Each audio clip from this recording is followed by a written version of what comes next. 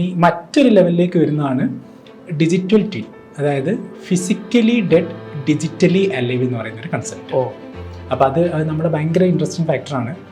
ഒരു എക്സാമ്പിൾ പറഞ്ഞാൽ, ഇപ്പോൾ നമ്മളൊക്കെ പാരൻസ് അല്ലെങ്കിൽ ഒരു വലിയൊരു ബിസിനസ് ഫേമിൻ്റെ എൻ്റർപ്രൈനർ ആയിട്ടുള്ള ഒരാൾ മരിച്ചു പോയാൽ അല്ലെങ്കിൽ ലീവ് ചെയ്താൽ അവരെ നെക്സ്റ്റ് ജനറേഷന് ഡിസ്റ്റൻസ് എടുക്കാൻ അവർ ബുദ്ധിമുട്ടുന്നുണ്ട്. അപ്പോൾ എക്സിസ്റ്റിംഗ് ലെവലിൽ തന്നെ നമ്മൾ റിമി എന്നാണ് പറയുക, റിമെമ്പർ മീ. അതേപോലെ തന്നെ AI അവതാർ നമ്മൾ പറയുന്നതാണ് എറ്റേണ.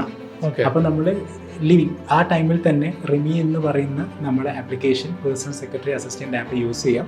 നമ്മുടെ നോളജ് ബേസ് കാര്യങ്ങൾ നമ്മൾ ആഡ് ചെയ്തിട്ട് ലിവിങ് ടൈമിൽ തന്നെ ഒരു ഡിജിറ്റൽ ട്വിന്ന് ക്രിയേറ്റ് ചെയ്യാം.